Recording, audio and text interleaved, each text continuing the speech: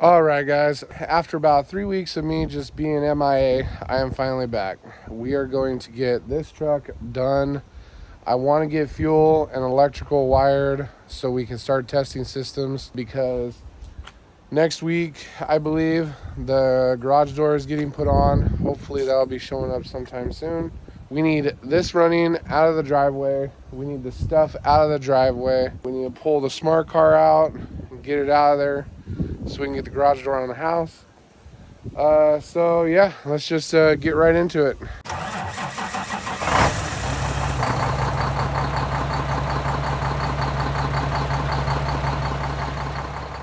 So July has been an absolute whirlwind. Last time I made a video working on this was the first week in July. We had friends come out and stay in the backyard. They were here for about a week, and then it just one after the next. We had Isaac and Jaylena reached out. We went down, helped them do some moving, get some of their stuff cleaned out. And then once we made it back home, we had friends come up from California. They stayed with us for about a week. And the same time, while they were here, we took them around, showed them places that we enjoy living in Lincoln City. And then one of our friends this week got married, and he asked if I could be one of his groomsmen at the wedding. And of course I said yes. There's no way I would have missed it. And then also I did an engine swap on a Jeep. So I don't know if I'll throw pictures in or not, but I'll add like some photos, maybe. I don't know. It's always hard when I'm doing the video versus editing. I don't know what I'm going to include, but I'm learning. We're learning. It's working. It's happening. Everybody has been gracious and have commented positively, so I appreciate you guys. So let's just dive right into it. Let me get the garage door open and let's get started. Inside this engine compartment, we have these two lines right here. So these are going to be feed and return lines for the fuel system. Primes pressure through this line, and this is the return line. I do have a random relay already wired in to the fuel pump so I could test to make sure the fuel pump was pumping, getting awesome pressure. Of course, it was getting awesome pressure because that wasn't the issue with the engine. The engine had a bearing problem. So what we have to do is what I would like to do. I gotta get the ends cut off of them, get these fittings off. I'm gonna do a slight flare on them. And then I do have some high pressure fuel hose. These aren't really high pressure fuel lines because they're between 11 and 15 pounds. They're not like a regular fuel injection motor, which can have 30 to 50 pounds or more. It's a very low pressure system because it used to have a TBI setup. We'll be able to regulate this line down, T in, let the access go back to the tank, and then I will have a fuel gauge sitting on the feed line of the carburetor, which we can regulate it down. I'll probably run about 4.5 pounds, and then I'll also have a vacuum reference on it, so it'll hopefully increase pressure under high load, but we'll find out. We'll see what happens. So enough ranting. I don't know where I can put you guys so you guys can see this, so I might just kind of do some work and take it from there. All right, so as you can tell, the motor's getting there. We have heater hoses hooked up, going into the firewall. We have spark plug wires on. I'm just doing the old zip tie trick, so making sure they stay off of the exhaust manifolds. New fuel gauge, looking at incoming pressure from the fuel pressure regulator over there. We have 3 wires here. We have the original main for the 1980 starter. And then we have the 95 harness alternator wire with built-in fuse and the 95 harness to the power distribution block. So now we have to get the grounds ran. We have to run a ground from the battery to the engine block, and then from the engine block to the frame, we have to run a frame to chassis, and then from chassis to battery.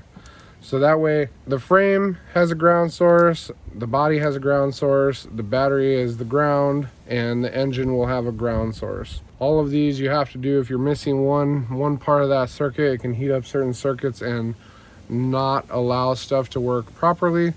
And you could potentially burn up ignition systems if you don't have enough grounds. with that being said, let's get to it.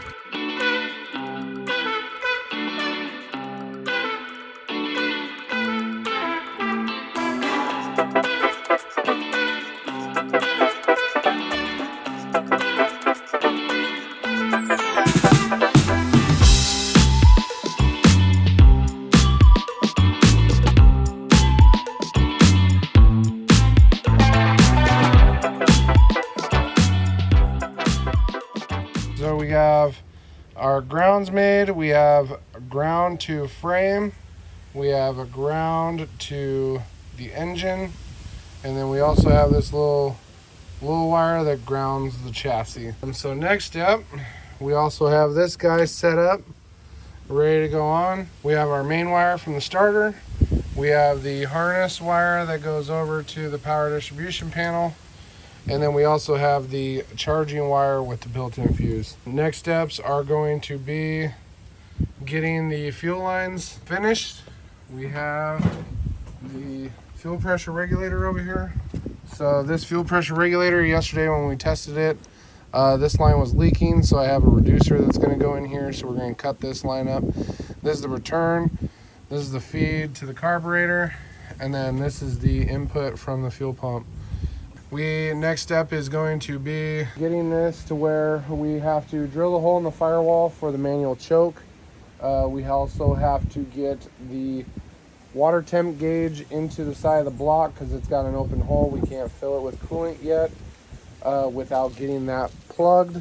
I don't care if the water temp gauge is actually like in its own bracket or anything right now.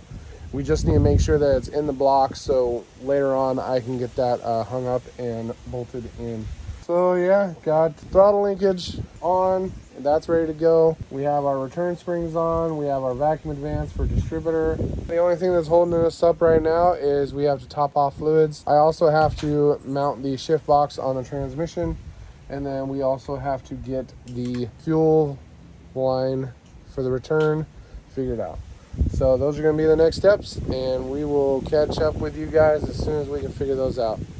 As you can tell, there's still a bunch of wiring that I have to go through still, but that's all going to be for a later date. I want to just make sure that I can hear this thing run, hopefully by the end of the day.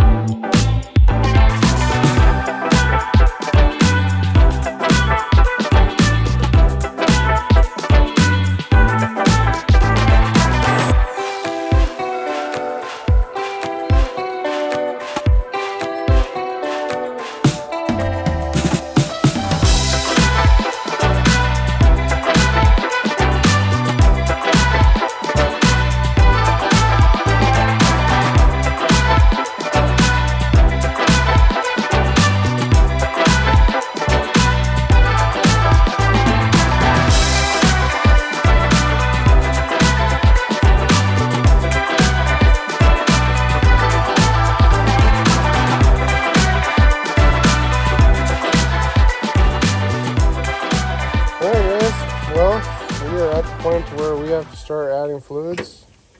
So we're going to top off the radiator real quick. We already topped off the transmission with some synchro mesh. So we're just doing filtered water for now. The reason why I like to use filtered water other than just regular, hose water, it has a little higher temp before it actually boils. So that will allow us to mess around, tweak the engine, tune the engine. I still have to add my coolant temp sensor into the side of the block, but that cannot be added until I get the gauge cluster made for the truck. Getting water right now. We're in the middle of summertime. Highly doubt it's going to cause a problem for this thing. That way we can get this running today. So we have everything hooked up that I can think of off the top of my head. Paul's double checked, made sure that we have everything hooked up. We are going to now try to at least just get it fired. We want to see it crank, run. I don't even care if it runs choppy. That means we got fuel, fire, and air. Yeah, we'll start it up real quick.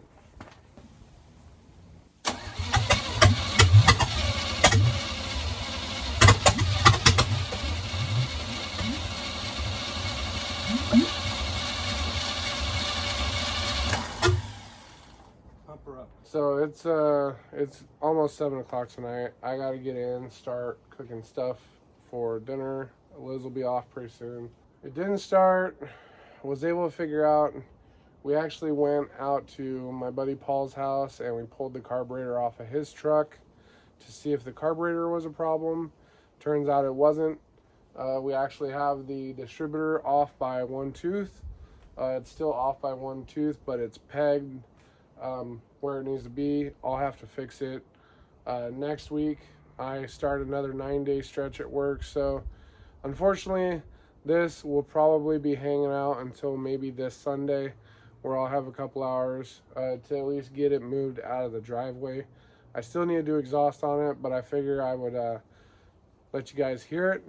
It has no exhaust, so it's just open pipes, but I will try to start it up for you guys.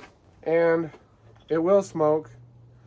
I did pull the valve cover off to verify that we were on compression on number 1 cylinder when I attempted to start it. It has a bunch of oil all over the exhaust manifold, so don't worry, it's not going to catch on fire, but it will smoke a lot. But I will start it up for you guys.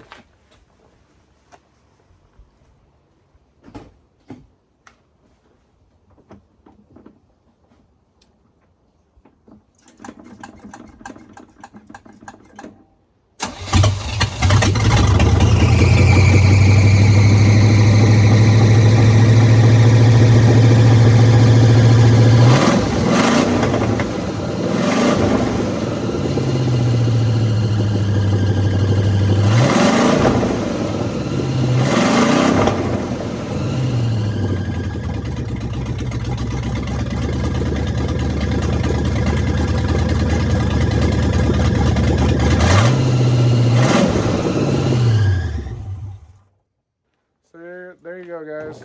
It does run. We still have to bleed the clutch and get the clutch to where it'll actually shift. And I do have to clock the distributor and get the distributor to where it's dead at the 12 o'clock position. With that being said, guys, thanks for watching this video. I'm going to try to get it out to you guys. I know there wasn't much going on in this video because it was a lot of electrical and a lot of plumbing. It's not really effective over video. It's just monotony. Thank you, and we will see you in the next one. Peace.